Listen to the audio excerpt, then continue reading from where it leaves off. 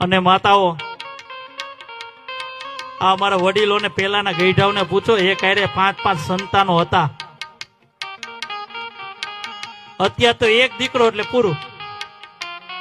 કાકા ફઈ કાંઈ નહીં, પૂરું. એક દીકરો એટલે પૂરું.